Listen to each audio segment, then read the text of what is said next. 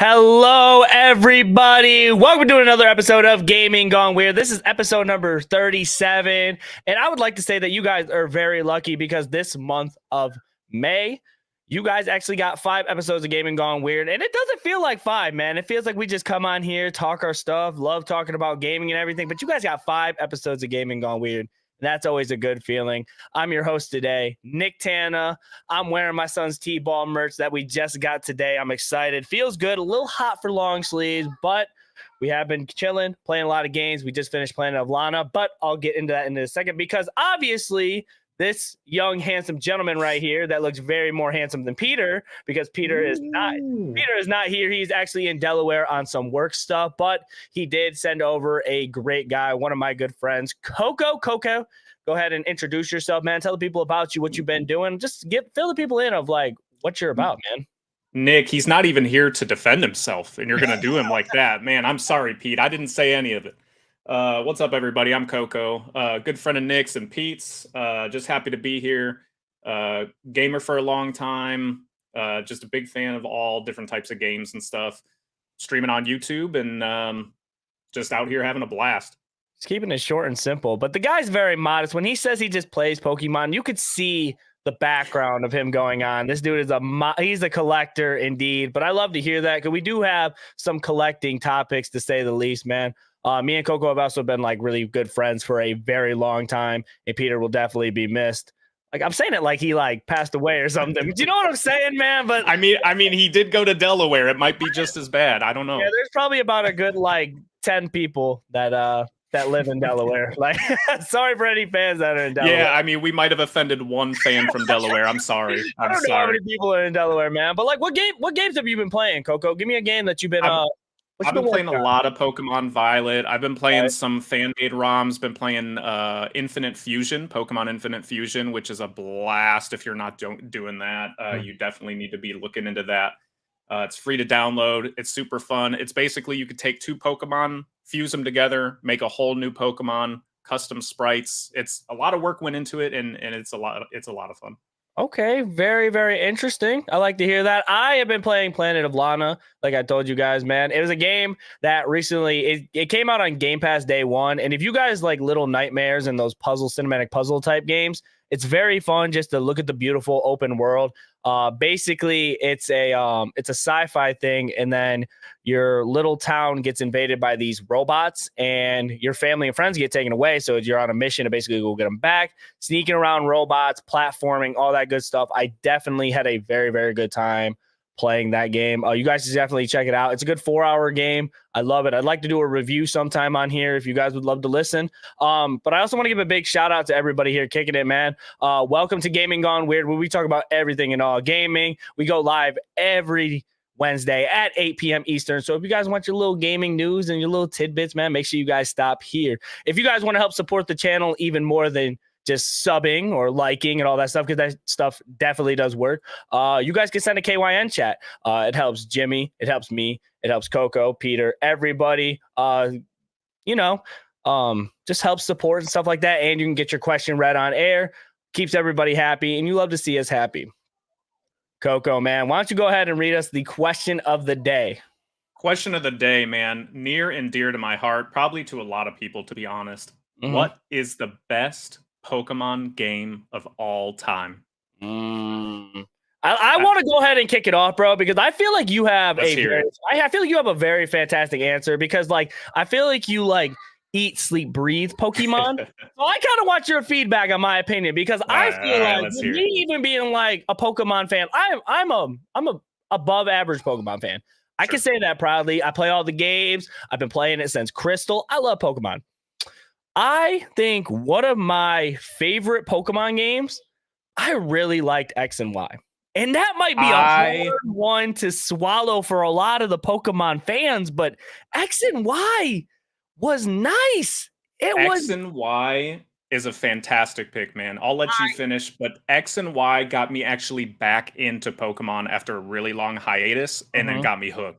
Oh, dude, because like it's something about the region that it's in. The region's just super beautiful. It ran really well on 3DS, and it ran good enough to where they took Omega Ruby Alpha Sapphire and pretty much copied that, but with the Hoenn region. and I just felt like the starters were pretty good. You had I think it's Fennekin, Froakie, and Chespin, Pokemon Knowledge, and those are really good starters. Like Froakie is a legend to say the least. I'm saying Frokie's an S tier starter. Very good starter. And it's just the mons and the region and like everything that happened in the game. I really like. I really like. I'm with you there. X and Y for me. So I'll go into my favorite. My favorite game, and it's going to be basic because I'm a Gen 1er, is Pokemon Red and Blue. Okay, because this was I still remember as a kid getting this game. My brother got Blue. I got Red on Christmas. I remember opening the package, seeing Charizard art, and it pains me now as a collector, but ripping that box right in half, right through the manual, right through the cardboard, man. And getting that game, throwing it right into the Game Boy and just going at it. And I played Red and Blue, and I actually didn't play another Pokemon game until X and Y, which is crazy. That is really long gap. It's a really long gap. But I got back into X and Y when I got my 3DS, loved it, went back and obtained every game between, and then every game since, and kind of replayed them as I went through. And X and Y is a great pick, but for me, it's got to be what started it all, man. Red and Blue.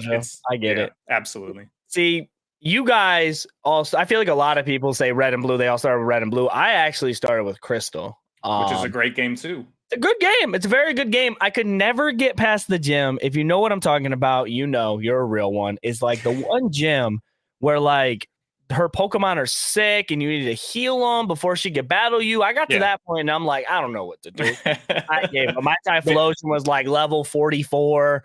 I had Nidoking, Nidoqueen. Baby Tana just gave up at that point and just no more, huh? Nope. And it wasn't fun because my cousin Jared had Feraligatr, so we would battle each other. And I'm like, man, this ain't even cool. Like, we going against type weaknesses and stuff like that. And Cooldown said he's actually a Diamond and Pearl fan. That's a good one too. Diamond and Pearl school. Mm-hmm. Nice. Oh. See, and that's the great thing about Pokemon, right? Is like you could start your journey anywhere. You know, whatever age you are, you're gonna have your favorite games, your favorite Pokemon, your favorite starters, your favorite gym battles, leaders, and that's just and no matter what, you know, we can have our arguments within Pokemon and which one is better and whatnot, but we're all on the same team here for Team Pokemon, right? For which ones you like. So that's dope. You just want to see some good games. And we're going to be talking more about Pokemon later in the show, guys. This is like, I feel like we do a lot of we talk about the gaming news. We talk about all the fresh stuff, man. I just wanted to have a little bit of fun. Talk about some stuff like Pokemon. It doesn't have to be the newest stuff all the time. We do have news here, but we are also going to talk about just stuff we love. And we got a fun little game that we're going to be playing near the end of the podcast. So make sure you guys stay tuned for all that. Coco, are you ready to get into everything, man? Let's get it going. It's a blast to have you here. It's a blast to have everybody here, man.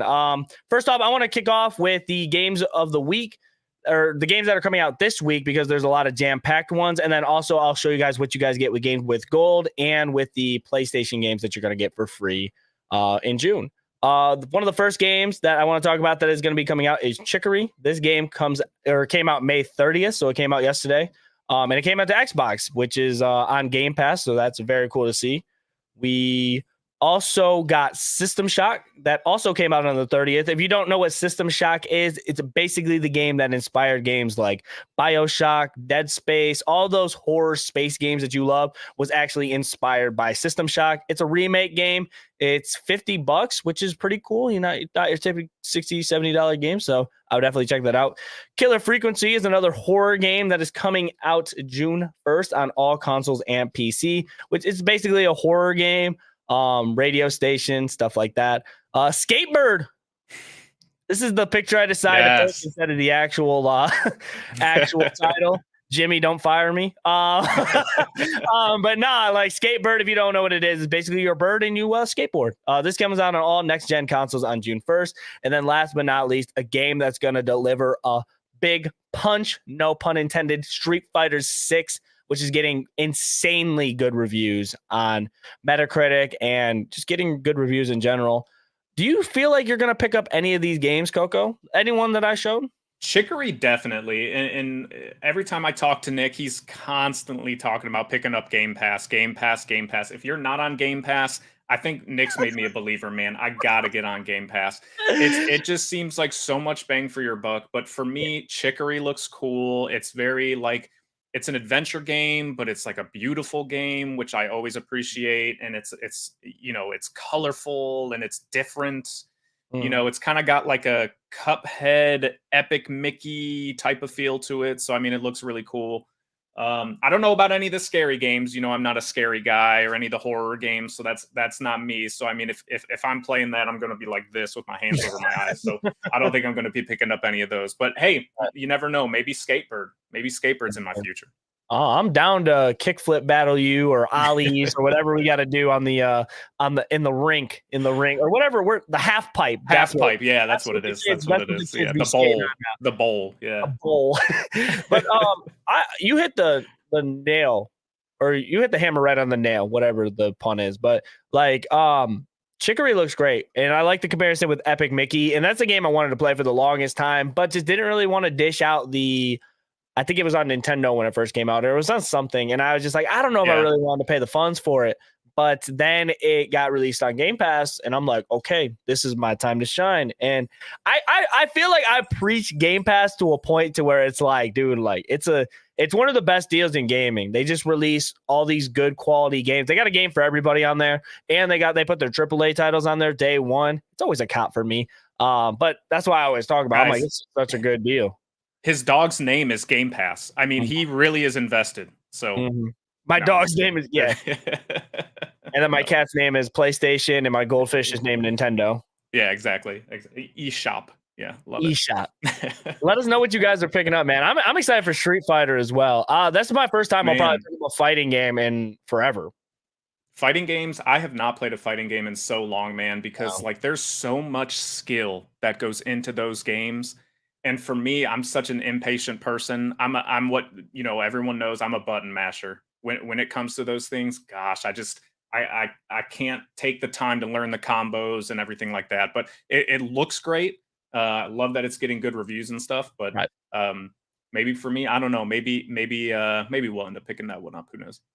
This is my first time playing a fighting game in forever, and I'm with you. I'm the leg sweep in the corner. I'm spamming the punch button, the kick button. I'm not really a combo type of guy, but the way the campaign looks, the way the art style looks, and how good the graphics are, and it's going to have netcode, which is basically like very good connection when it comes to these fighting games, and it's going to feel really good and lag free. I'm in. That's going to be huge for the competitive community too, having that, because I mean, even milliseconds are going to make a huge difference. We've been talking, and we've been just saying how fighting games this year is just going to take over. And then when it comes to like Evo, the big Evo tournaments, they have all these new games, and I love it. I love it. A game we did not pick up was this Lord of the Rings Golem game. I had to get it in. I'm sorry, bro. That's a low blow, but I had to get it in. Ain't nobody playing that game. I'm sorry. Let us know what you guys are picking up, man. I also have two other topics for the games that are free this for the month of June. Make sure you check them out. We are getting for games with gold. These are both $20 games. One is called Adios, and the one is called The Val. Adios is basically you're a butcher, and you work for the mob, and you don't want to work for the mob anymore. And then The Val is basically a game. It's like an RPG, but you don't see anything. You got to listen to like what's going on and basing your decisions off of that. Like I said, if you have Xbox Live with Gold or Game Pass, you get these for free. So make sure you check that out. And then also for PlayStation Plus, you get 2K23, Trek to Yomi, and Jurassic World Evolution 2. Very solid lineup for the month of June. I'm excited to see that. That Val game is very weird. I looked it up, and it's crazy. Just being able, you have to listen to everything. You have to listen to sounds to like, whoa, to figure out what's going on. And for the people in the chat saying I don't finish my games, I finish about 50% of my games. It's a coin flip, okay? We gotta calm down. The YouTube Nick, you don't even finish half of your Madden games, okay? I mean, come on. Oh my gosh. Come on now, man. With the Falcons, you're not finishing all those games. Oh, yeah. Oh, we're about 15 minutes deep. Yeah, it's gonna be a long one. Okay. On this day, guys, I did want to talk about a game that released on this day was 24 years ago. The first 3D Bugs Bunny game came out. This is gameplay actually, and this is what the description says about it. It says you encounter 12 of his most famous Looney Tunes adversaries, including Elmer Fudd, Witch Hazel, Yosemite Sam, Rocky and Muggsy, and Marvin the Martian. Dive into rabbit holes, tunnel underground, outwit Elmer Fudd, take to the road in a vintage convertible, and even use your ears like a helicopter. Explore 5 exciting time periods: Stone Age, medieval times, pirate years, the 1930s, and Dimension X. Enjoy 21 levels of action-packed fun and classic comic humor. And I also want to give a big shout out to Game Gamer for this footage. Beautiful game. I feel like I played this before. Yeah, I feel like I had a demo of this at one point or something when, like, I don't know if it was PlayStation or what exact console it was, but it was like they would send out these demo discs and you could try some of these, games and stuff like that. And I remember playing that one to an extent. It makes you appreciate how far we've come, doesn't it? I mean, looking at the graphics of some of these games, I mean, they were rough, but at the time, I mean, this was next level. I mean, this was crazy. So I mean, it's we've come a long way, man. Enzo, I'm still waiting on the DLC for that game. It's coming out soon. They talked about it. They said it's going to be soon. So we definitely got to be on the lookout for that DLC. And also, big shout out to Enzo's cat for watching the podcast next to him. We love Enzo around here, and Enzo isn't actually a crazy name for a cat, and I absolutely love it. All right, we're gonna go ahead and get into our first discussion piece with our man Coco. Coco, have you did you watch the PlayStation Showcase at all? I did not. You did not watch the PlayStation Showcase. So this is my first time ever doing like a discussion piece. It's just me and you bouncing ideas off each other, bouncing off information. What do you think? What do I think? All that type of stuff.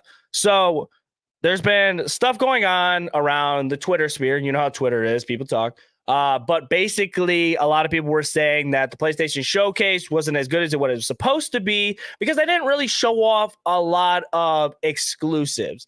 They had an hour showcase and they basically showed games that are going to be on Xbox, here and there, little games like that. Xbox actually kind of give them like a little diss tweet by saying like these games are also coming to Xbox that PlayStation showed. Sure. Do you think that games that are not console exclusive should be shown during their showcase? Do you think they should just leave that for another time? Or like, do you think they should just announce everything that's going to be coming to PlayStation? Because at the end of the day, PlayStation is PlayStation, or vice versa, man. I mean, to me, when you're talking about your showcase, you're talking about like your cream of the crop. So for me, you're going to want to show things that you think are going to help push PlayStation past the other competitors of like Xbox, Nintendo, etc. So like for me, like I really think they should be showing their exclusives to an extent. That's not to say like let's not mention these other games, because people are going to want to know, hey, oh, I saw that, this particular game was coming out. Is it going to be on PlayStation? Yeah, let them know. And that might be the right time for it. But I think you should really be trying to push everything that makes your console unique, everything that's going to sell more, the Spider-Mans, things like that, the things that are going to sell more consoles for your company. I think you really got to be pushing that. Mm-hmm. Yeah, 100%. And the thing is about it, I feel like they went that route because maybe they didn't have a lot of stuff to show. Maybe they wanted to fill that whole hour with basically just everything that's going to be on there. So like, I kind of get why they filled that stuff in there, because at the end of the day, if you have the console, these games are going to be coming out anyway. It's just kind of like, I feel like you could have used that time to maybe like show a little bit more of a gameplay for another game if you were ready for it, because the hype's there and you see all these games, you're like, whoa, PlayStation is stacked. And then it's like all of a sudden you see like, oh man, these are just coming to Xbox as well. So it's like for that showcase, your showcase is your time to be able to show off what is coming to your console and to your brand, show off more gameplay or more stuff that you are willing to talk about and show. Maybe a little bit of developer journals, or maybe like a little behind the scenes, or like a little bit of talking about certain games to get people more hyped about their big games and stuff like that. Because one of the bigger games that they showed was the Metal Gear Solid game. And it was like, okay, Metal Gear Solid, that's a hype game. And you're like, okay, that's coming to PlayStation. But it's like, okay, well, that was like one of the bigger things, but it's like, it's coming to Xbox as well. So it was just kind of like a weird thing. Yeah. And I would I would imagine that it's probably hard for them when they're talking about those types of games, like Metal Gear, for example, like to make it uniquely PlayStation, like right, because if it's coming out on Xbox and it's also coming out on PlayStation, the only thing you have to stand on that's unique to you is how it looks on the PlayStation, right? So you can't side by side that game and say, here's how it looks, in this presentation, like here's how it looks on Xbox versus here's how it looks on PlayStation. So I feel like that's like tough to begin with, which is why, you own the rights and everything to everything on PlayStation. You should be showing everything on PlayStation because that's where you're going to get the highest quality content to give and to show why your console is the best. Right. Because it's just like I feel both sides of things, and that's the thing about like the position we are and why we talk about these type of things. Because it's just like I got so excited seeing everything, and then it's like, well, man, these are just coming to Xbox anyway. Show me the reason why I need to buy a PS5. And I felt like they did do that, but it's like we're sitting there for a whole hour and they're showing off game after game after game. And it's like, okay, well, that's coming to Xbox. That's coming to Xbox. Even like Alan Wake 2. Alan Wake 2 was a title that a lot of people loved the first game. And it's like, okay, the second one got released. This is cool. If this is on straight PlayStation, like this is huge for them. Nah, it's coming on Xbox too. Right. It's coming on PC. So I didn't really get the decisions to do a lot of that stuff. It's just like, but I think as gamers in general, we could all just get excited that these games are being shown, a lot of gameplay footage and a lot of stuff is actually being released about this game. So did you see the handheld by any chance? I saw like the early rumors had been going around for a while with the handheld, right? And then they finally kind of said, at least the article I read said that it was official coming out. With a handheld. To me, it kind of resembles the Steam Deck a little bit, but I really didn't see too much else about it. Right. But I mean, I think what's interesting is like, although Nintendo moved, was always the dominator of the handhelds, as you can see by the Game Boys behind me and Nick. They moved away and, they're not going to be producing anything that's considered solely handheld anymore because the handheld market was just different. Now it seems like everyone's going back to the handheld market and saying like, hey, we've got the capacity now in this hardware to be putting out great high quality material on a handheld, and it's not watered down anymore like it used to be. Playing a game on the Game Boy back in the day was a huge step back from playing on the Nintendo or the Super Nintendo. Now you're able to put a lot of hardware into a small spot, so you can have these handhelds that pack a punch. So I think everyone's starting to get back into the handheld game. To bring up your point, exactly what you said, it just shows how like one step ahead Nintendo really is. Even though the console isn't the most powerful thing, it's like, okay, well now we can play these consoles now we can play our games on the go. It's like, okay, you got a dock, we could dock it, play it on the monitor. You got a dock, play it on your TV. You take it over to your friend's house, you load it up at your friend's house because you got the games, whatever. Playing side by side because all you need is just to bring the dock. Everything's portable and everything's so small that you could just travel with. And now all these games or all these like companies are just like, we got to figure out how to get this into a little form so people could just play games on the go. Like you see it with Xbox. Xbox technically don't have a handheld, but they're like, you could be able to play your game on the Xbox. You could play it on the PC. You could play it over here, over there. Like that's what they want. And I think PlayStation is trying to get their hands on that. As long as you have a PS5 and you have that handheld, it's like, okay, I don't have to be sitting down. I could go upstairs where my PlayStation isn't, and I could go play upstairs, or I can go take it on a like outside or whatever is else. So I think it's cool. I think I love to see it. I love to see everybody do it. But the thing is with Nintendo, I wonder what they're going to want to do next. Because if they're always one step ahead, I don't know if they'll do the Switch 2 or something like that. But Chat is calling out your hat right now, Nick. And trust me, I called him out for it before we even started. I'm just not allowed to say anything good about Xbox because if I do, then it's like, oh, he's a fanboy. Look, I just don't have a lot of. Someone buy me a PlayStation hat. We'll be good. I need a Nintendo hat, a PlayStation hat. I need an Atari hat. Like we need all the hats. I need to buy more Xbox here. Not Xbox here. Look at that, dude. Anyway. If that was the case, I'd be here like, man, the PlayStation show was absolutely unacceptable. Right. Just all these Xbox games. Man, let us know what you guys think in the comments below, dude. That was fun, man. I want to do more discussion pieces like that. Yeah, for sure. we're getting into some more news. So Coco wanted to say something about my my Madden games and whatever else. But he actually is a fan of the Cleveland Browns, and I didn't think they did so hot either. So yeah, I think Nick and I, both kind of come from very depressed football fandoms lately. Haven't been doing as well as they should have. They always show potential, and then they just let you down. So that's basically why I talk about video games, because my sports teams are so bad. But if you guys haven't heard, Will Farrell is actually reported to play John Madden in an upcoming film called Madden. First of all, I think it's kind of weird that they picked Will Farrell, but we got to also remember Will Farrell has played in some very good sports movies. Like, got to think of Blades of Glory. You got to think of Kicking and Screaming. Yeah. Classic. And the thing about Will Farrell, probably one of the reasons why they chose him is because he's a chameleon, and he can do comedy, he can do serious. And he's got a good range, right? So like I could see him doing it, but God, did they ever miss the opportunity by not having Frank Caliendo play John Madden? You've got the voice. He even kind of looks like him. He's got a similar build. The guy's an actor. I mean, that's what I've been seeing all over Reddit when I see stuff about this is you got to have Frank Caliendo in there somehow. Cooldown said semi-pro. Semi-pro. Are you kidding me? This came from Deadline, by the way, saying Will Farrell will take on the role of Raiders head coach and iconic football commentator John Madden, directed by the same person who directed movies such as The Silver Linings Playbook and American Hustle. This will be an Amazon exclusive, and guys, butter up my popcorn.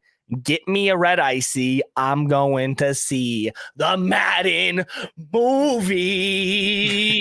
We're here. The game is so good, it got a movie adaptation. So everybody told me Madden wasn't a game. It's a game, and it got a movie. You know what I can see already, Nick, is that this is going to be an Amazon exclusive. Twitch, owned by Amazon. There's probably going to be some free Prime gear around this as well. I bet they're going to try to link it up somehow. For the Twitch Prime users and the Madden players, and there's going to be skins. There's going to be something for you guys. You can't get me super excited like that. I'm pretty sure there is a moment in the game where they actually do play Madden 23. Don't quote me on it. I've been doing a little bit of my reading, but I think this is very cool to say the least. And like, we needed a movie about John. He's the legend. He's a legend, man. Rest in peace to one of the best to ever do it. Coach, commentator. He played in the league. Come on now, man. Like, this could be a very, very good movie. Are we going to see it together? We can meet up and see it. We're driving distance. We can meet halfway. I'm in. Yeah, absolutely. We can go see this. Creating one of the most popular video game franchises ever. And I'm sorry. Look, I'm getting a little aggressive. That's not me. This isn't gaming gone weird. This is like statistics. This is Tana, like Madden Tana, just coming out of his elements, because like I play Madden a lot and I get it for a lot of bases, man. And it's just like this is true to my heart. This is true to my heart. I'm excited that we're getting a movie on it, and I'm actually ready to watch it. Amazon exclusive. So if you do have Amazon Prime, go ahead and definitely check it out. And it's following in the footsteps a lot of these video games becoming movies that have been just so successful lately. And you got to think, over the past, Madden came out, first game was what, like 92, 93-ish, I remember, on the Sega Genesis. I'm going to look it up. And I mean, it's been around for so long. It's similar to this Mario stuff and Sonic. It's been around for such a long time. You've got so many fans, not only of the video game, of just the man within football as a coach. You got a lot of people that are going to be interested in it. So the first Madden game came out in 1990. 90. What a great year. Madden was born. Coco was born. I mean, match made in heaven. Oh, man. One of them's better than the other, but I'm not gonna say which one. You guys figure out. I'm gonna think it's me. Let us know what you guys think about the Madden being released. And You think Will Ferrell's going to do a good job? I need you guys to comment if you guys are watching this live or after the fact. I need to know your guys' favorite sports team right now. This is the episode for you guys. I'm asking you guys a lot of questions because, like I said, at the end of the show, you guys saw the thumbnail. We are going to be talking. I'm going to need feedback from everybody this episode. So make sure you guys comment all that stuff. But the next topic we are going to talk about is us for collectors. You can see Coco. He dusts off his little pops and his little Game Boys and Game Boy Advances every day. So this one might hit home to him. Coco, are you a physical game collector? Absolutely. Yes, you love physical games. I love physical games too. It's something about having them and just it feels nice to have. They look good on the shelf and you feel like you got something for paying your money for. I feel like digital is a lot easier to load up the game and all that, like we can get into all that, bro. Like, right. Oh, it's easy. You don't have to insert the thing, whatever. But we're starting to get into the time where it feels like the physical games might be a way of the past because Alan Wake 2 has announced that it's only going to be digital only. This is straight from the Alan Wake 2 frequently asked question page. And it says, why is Alan Wake 2 a digital only release? And they came back and said, there are many reasons for this. For one, a large number of players have shifted to digital only. You could buy a Sony PlayStation 5 without a disc drive, and Microsoft's Xbox Series S is a digital only console. It is not uncommon to release modern games as a digital only, which I feel like is very true, especially for them smaller title games. Yep. And they said, secondly, not releasing a disc helps keep the price of the game at $60 and then the PC version at $50. Do you agree on what they're saying? Does this bother you in any way? Do you feel like they're kind of spitting a little bit? Are you kind of upset? Because I was going to pick this game up, and I probably still will. But, let me know your opinions real quick, man. Yeah, for me, the biggest issue I've always had with, digital over physical games is that the price was no different. So if I was going to go to my local Target and pick up this game, for example, if it was being released physical, it's going to be, $70. If I could buy it digitally and I had that option and it was $50, I feel like a lot of people would be way more likely to do that, right? Because for me, going into a game and spending $60, $70, that's not chump change. That's a decent amount of money, right? So if I'm going to spend my money and then if I buy that game and I don't like it, I'm out 60 to 70, or on a digital copy, I'm out 60 to $70. But if I buy it physical, I play it and I don't like it, I can at least resell it and get a little bit of my money back. It doesn't hurt the wallet as much. You know what I mean? That's the biggest gripe I've always had with digital versus physical. I agree. Physical looks way better on the shelf. You never know. It could appreciate over time as a collector, thinking about those types of things. It is interesting, like you said, with digital, we're used to seeing these smaller games be digital releases. This is a bigger game, right? This would be, imagine Call of Duty saying they were digital only, how that would shake things up, right? Imagine if the next Halo, if they make another one, is going to be digital only, how that would shake things up. So, right. This is a little bit of a bigger game to be digital only. So it'll be interesting to watch the sales, see what the feedback is and things like that for sure. Right. There is the company THQ that did offer to help with the physical release. I don't know. That's more of a business type of thing. If they plan on working out a deal, I was then that's way above my pay grade to talk about whatever business deals they want to go about. But I totally agree, man. I love my physical collection. It's more of the fact that when it comes to this isn't an indie game. This is a AAA game. Alan Wake is a very popular series. They just got a remaster for the PS5 and I'm guessing for the Xbox. But this is a loved series, and to see that it's not going to have a physical disc, it's why? You ask it and it's okay, yeah, keep the price down, and I'm all for it, man. If we want to keep it $60, that's cool. But it's the fact that being able to bring that over to a friend's house or being able to trade it with a friend or hey man, I got this game, you want to borrow it real quick to for everybody. Maybe they're trying to get rid of that. I feel like that would kind of suck if they would, but they're talking about it keeps down the cost to $60 for a game. But looking at what's coming out soon, Street Fighter 6, for how good that game is, I mean, it looks great, and they're still keeping the $60 price tag. So I think kind of reading between the lines here is probably more about profit from their end, right? Because if they're making it physical, that's extra cost. then they have to ship it to Target. There's shipping costs. Then they're selling it to Target at like a wholesale rate, so they're getting less money for those copies. I think they probably are talking more about like their bottom line to where if they keep it at 60, more of that 60 goes into their pocket digitally than if they were to do it physically. It's definitely more of a business type thing, and I can definitely agree to that. Because it is true. Think about all the games, because not all the time you buy a certain amount of stock from Target, GameStop, your Best Buys. Not everything you order is going to be sold. That's just normal business, whatever you would call that, bro, knowledge. Like, you're not gonna, okay, if I buy 100 Alan Wake 2s, all 100 are gonna fly off the shop. No, they might sit there, then the price might go down. Oh, we got to get rid of these, they've been sitting here for a minute. Then it's like, we got to bring the price down. And a lot of time, even with digital versions, the thing I could say about digital versions that I do like is the price will go down eventually. Like, those physical copies never really do. When you think about like a digital, like sometimes they might have like a little sale going on, or like they sometimes know it's like, okay, it's been like 3 months, we can go ahead and just type a few buttons in the computer, and then you can get it digitally for like $40 or something like that. But just as a collector, it's just kind of bummy, because I was gonna buy, I'm still probably gonna buy the game, but you know, a little physical thing. But I mean, it's not out of the question if they still want THQ's help and they want to get that physical out. I think it could do very well. Did you see the gameplay that I showed? Do you like think it'd be a game that you'd love to play or give a shout out to? Or I don't know. It looks interesting to me. It doesn't look like a game I would normally play. Very story driven and things like that. But the graphics look nice. Definitely suspenseful.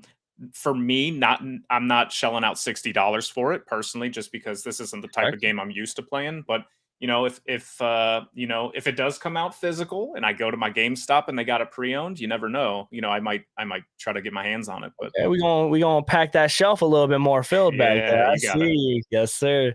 Let us know what you guys think about Alan Wake 2 and stuff like that. If you guys are gonna get it, or if you guys care less.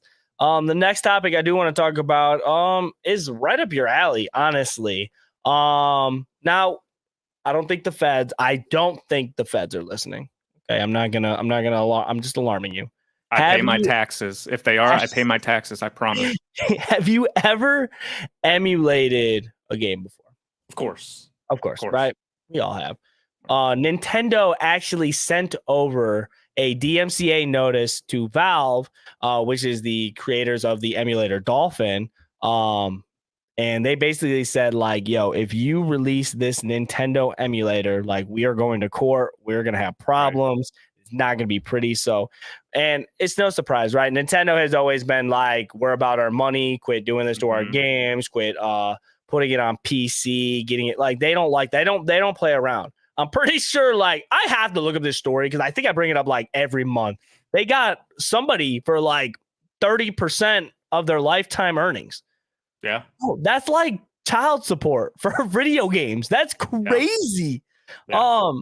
How do you feel about this, man? Because like I want to talk about emulation a little bit, because it's like I feel like they're doing this because they have like some big plan. It's like, okay, well, they might release some of these games down the road to where it's like they want to be able to sell them and not just get it for like the free or whatever. Sure. But like for some of these old games you can't even get no more. Like, man, just you got to let them go.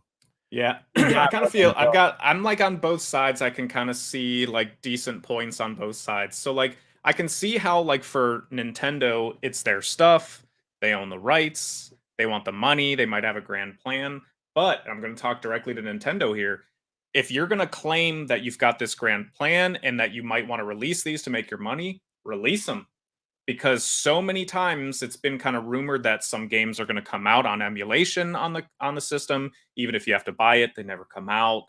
A lot of the Game Boy Advanced Pokemon titles, for example, recently in one of their things, they were supposed to be kind of rumored as coming out. They didn't come out, so it's like, hey, you know, if you have a plan, let's get them out there because people want them. The proof is in the pudding.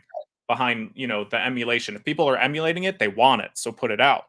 Right. Now, the other side of things is like, you know, and I kind of take this from Mr. Beast a little bit. Mr. Beast did an interview on a podcast where he said, you know, he had some creator come to him and said, hey, you know, someone else is reposting my videos on their account and they're getting a bunch of followers and they're getting a bunch of subs. I got to take them down. I got to get rid of them. And Mr. Beast is like, you're an idiot. They're putting your content out there for you, and they're getting a bunch of eyes on your content, and you're not doing anything. This is just another way with the emulation for more eyes to be on Nintendo games, get more people back into the loop who may not be able to get physical games because they're pricey now. And if you've got some younger, like some of the younger generation of gamers who didn't get to live these games, you know, they emulate a game, they get into it, they might get more into it and become a fan. So I mean, it's just another way to push Nintendo. I don't know. I think that they should be a little bit more lenient because they've been a little DMCA crazy lately, to be honest. Oh yeah, I feel like, to say the least, they have been a little bit crazy with these little letters and these little take it down stuff. And the thing about this emulation, this Dolphin emulation, it was just going to boost up the stock of the Steam Deck, because they were going to be able to make it to where you could download straight to the Steam Deck and be like, hey, man, now you can take the Steam Deck on the go. And not only can you play games on the Steam, now we're talking about you're playing games from like the old Pokemon games. You're playing like Mario Tennis. We all love Mario Tennis, right? Like those Game Boy Advance games, or those little Game Boy games, or that you couldn't play unless you had the game. And we know how resale works, and we know how, like, oh, this game is old, you can't find many copies. That's a $100 game. And if you're not going to release that game within like the next like few years, bro, like, you got to just let that go. You just got to let people play it at that point. So yeah, it's just like, I mean, it's like you know, really old music like Bach and Mozart and Beethoven and stuff, right? That's like basically kind of seen as like anyone can play that, and there's no rules against it for the most part. At a certain point, this is art. It's old enough, you know, it should be available for everyone to play, you know, readily available, whether it's emulation or through Nintendo. Right. I'm a little bummed out because now with all this going on, this basically saying like, okay, well, now Dolphin's getting postponed indefinitely because of this. They got to make sure they take their steps, because they are not trying to deal with those big suit and tie guys over at Nintendo, because they are not playing around for sure. And rightfully so. I get it, man. Like, money is definitely money, and this is just another thing. Like, money talks. But it's just tough to see, man. As a fan, as a fan, you hate to see it. As like a company, like, you get it when you're thinking about business and stuff. But as a fan, it's just a bummer. Right. And even like Cooldown said, I'll go ahead and pull up the comment. This sounds like that when that COD platform got taken down. This was recently, that COD platform, and it was basically the free. You could play this game for free, and it was basically Modern Warfare 2, where they made improvements. They made the game actually run good, and they were like, oh wait, people are playing this game instead of our game. Yo, we got to take this down. It was even the stuff with the Fortnite creative that started to go around, where they were threatening to like take away certain creative modes because they were literally just remaking Rust from Call of Duty, right? It's just like better, I get graphics and stuff too. Right? It's like better everything. But it's like, I like that. Yeah, exactly. Let us know, man. Don't let us know if you emulate games, though, because like I said, I don't know if those Nintendo suit and tie guys are listening. They might be onto us. True.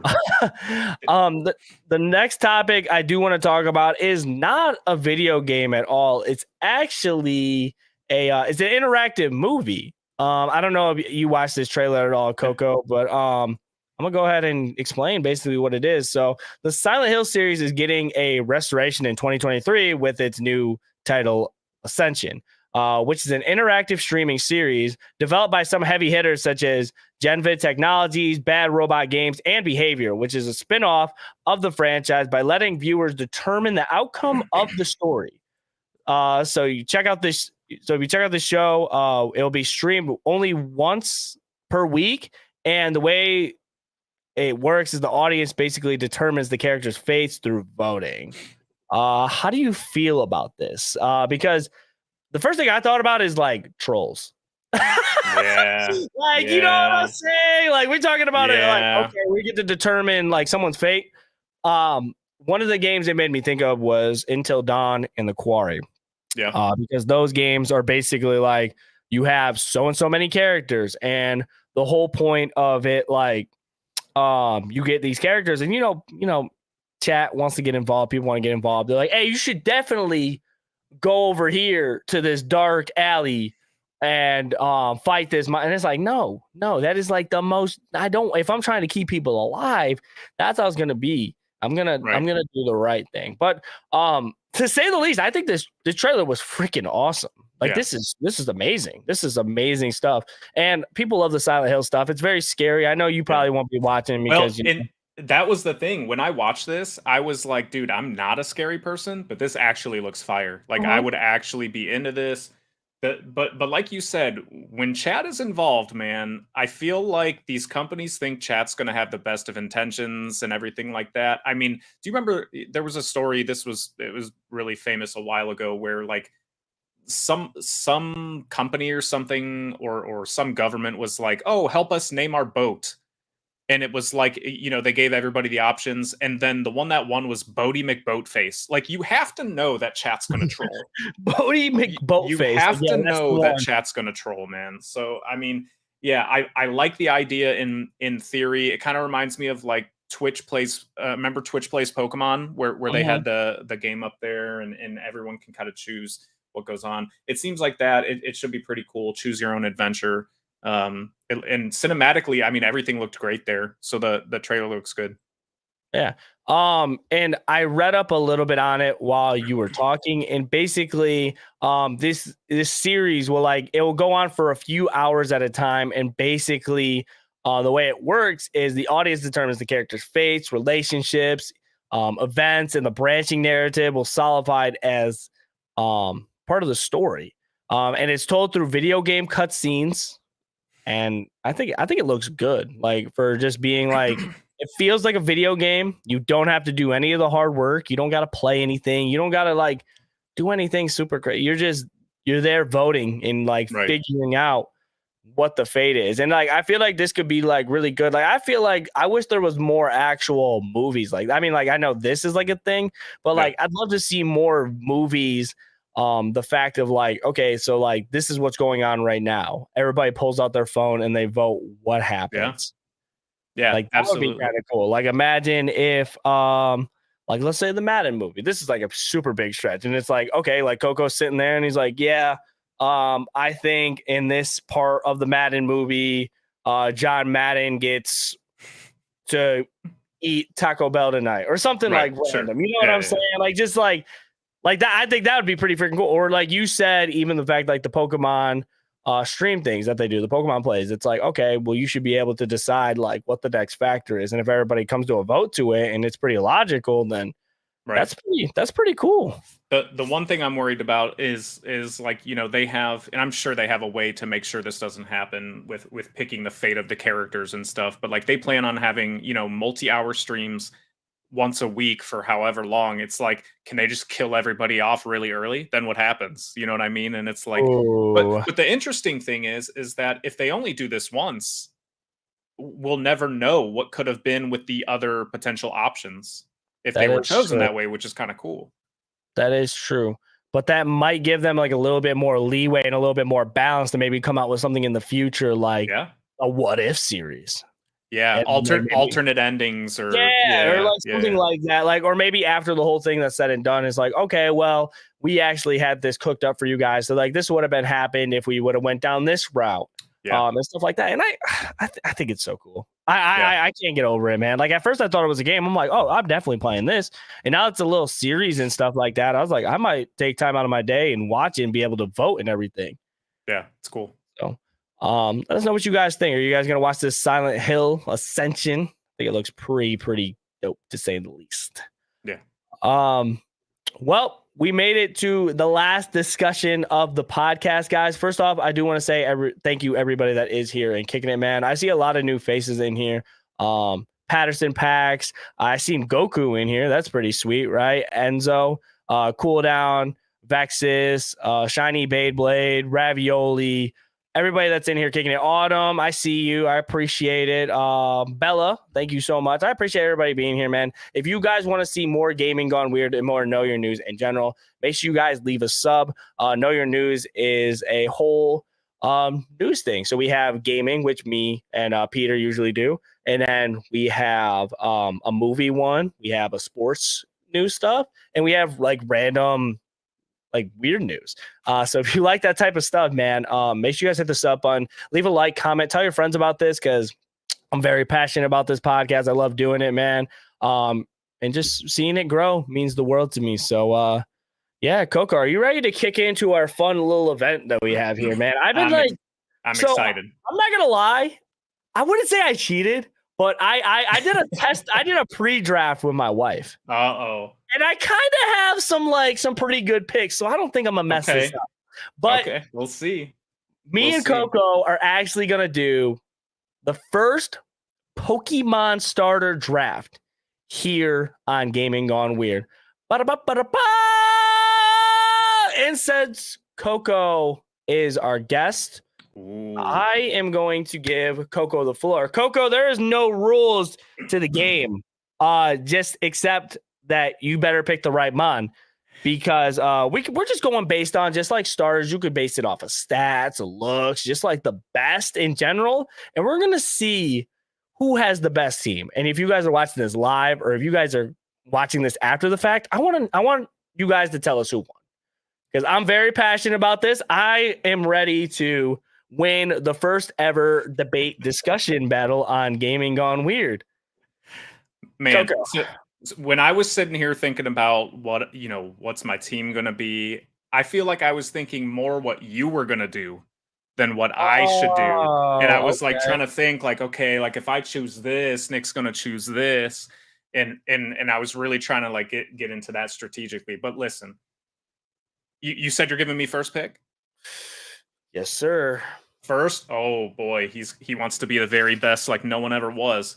All right. So, all right, here we go. My number one pick, and I think undoubtedly this should be number one pick across the board. Greatest starter of all time.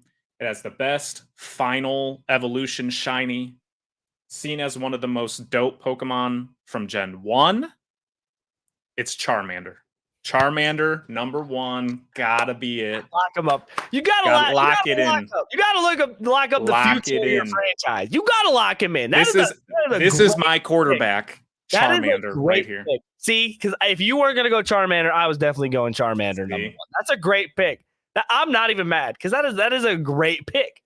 Listen, I might get a little bit of backlash, all right? And I'm not picking this strictly to counter his fire type or anything, because I could if I wanted to, but at the end of the day, my next pick is just solely a legend that came on late into the Pokemon scene. He's from my favorite game, X and Y. Beautiful mon. We got to go with our boy Greninja. And I feel like Greninja is such a solid pick because he's even big in the anime series. He has a great final form. I think all of his forms are sweet. He's literally a ninja and a frog. He does it all. He's in Smash Brothers. He's in the anime. He's very good in the game. He's he's in Unite. We're talking about Greninja. Froakie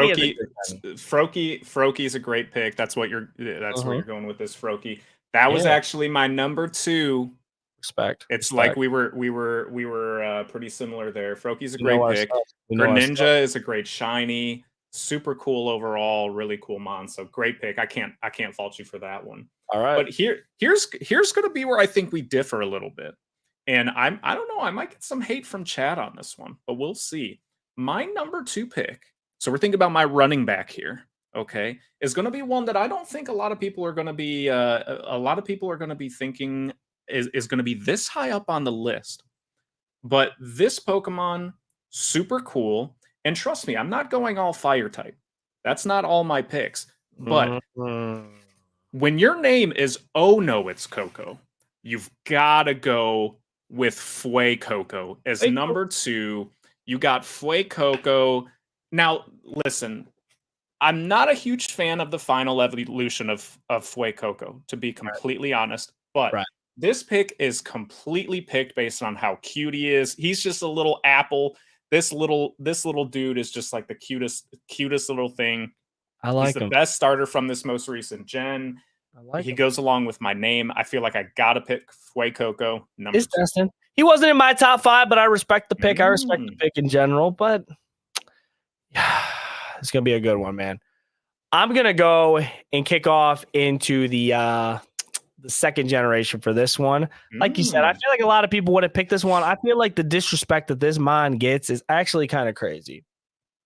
You know, I'm scratching that. I'm taking that off the list. I don't know why I did that. I'm going actually with something that kind of relates to me too, because you know we love our bird Pokemon. We're going with the best starter in Gen 7, Sun and Moon. That's 6 or 7? 7? 7. We're going with Rowlet. Yeah. Rowlet, lock him up, put him on the board. Rowlet. Okay.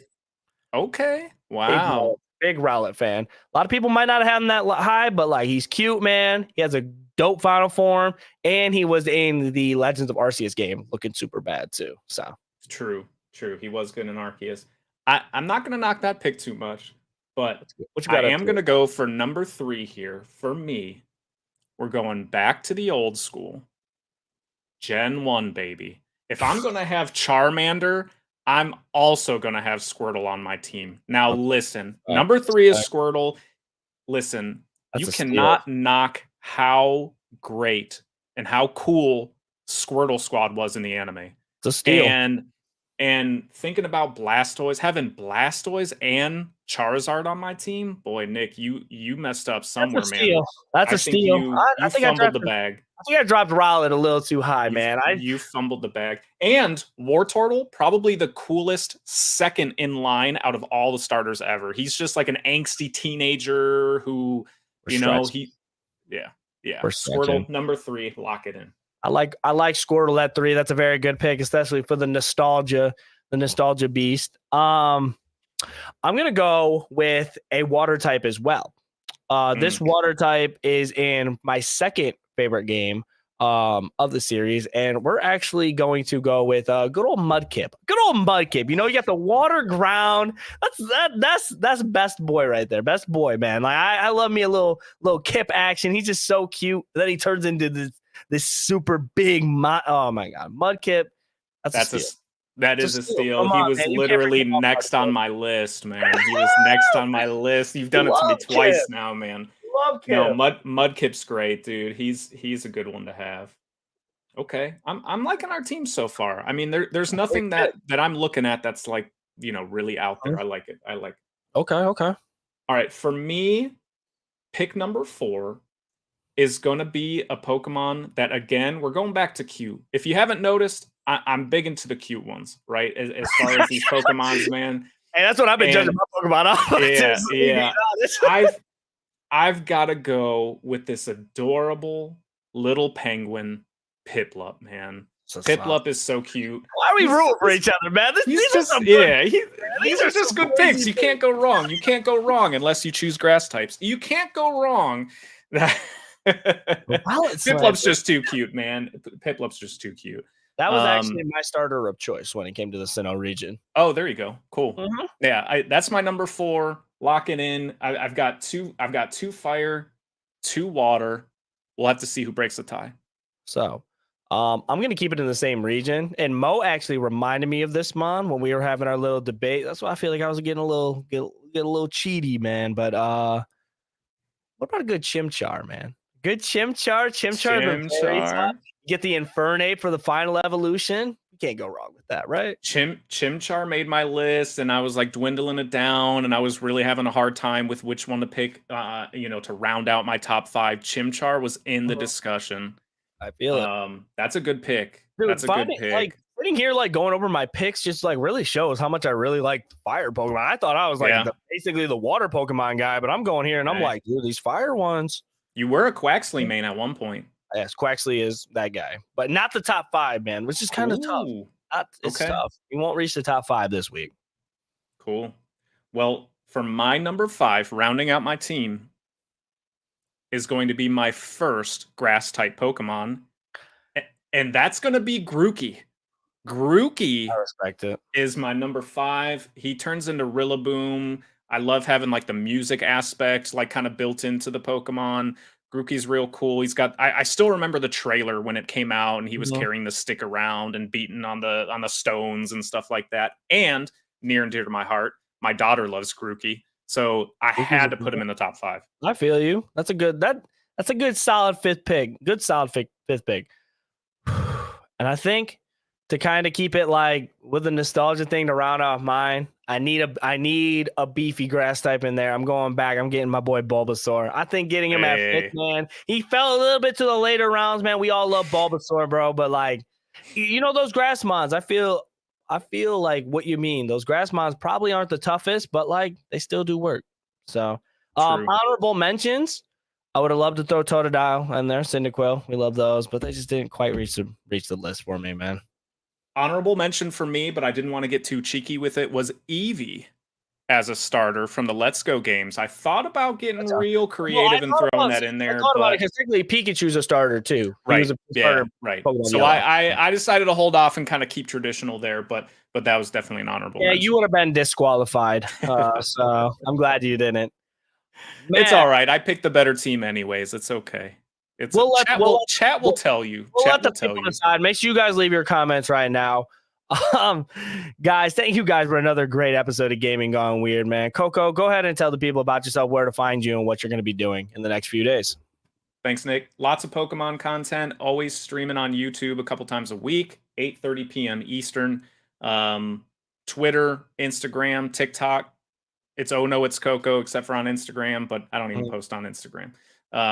Find me there. Lots of Pokemon stuff, but definitely some more Nintendo stuff in the future outside of Pokemon as well. Well, I appreciate having you on, Coco, man. It's been a blast, man. Make sure you guys check out Coco at his on Twitter at Oh No It's Coco. And he does great Pokemon stuff, like he said. I've been Nicktana. Recently, we've been playing a lot of Tears of the Kingdom. I'm getting back into my reviews. Planet of Lana review is going to be up on my YouTube channel. If you guys want to check me out at all my socials, just check me out at You Love Nicktana for everything. We're on YouTube, TikTok, Twitter, Twitch, all that stuff. We are streaming Tears of the Kingdom, like I said. And we've just been enjoying gaming in general. So make sure you guys check that out. And it looks like chat's really going Team Coco here. So I guess that's my time to wrap it up and say goodbye. Make sure you guys don't forget to sub, like, comment, all that stuff, man. Show us some love. We do appreciate it. We'll be live next week for episode number 38, 8 p.m. on Wednesday. So be safe. Tell us when you love them. And I'll catch you guys next week. Bye. Later.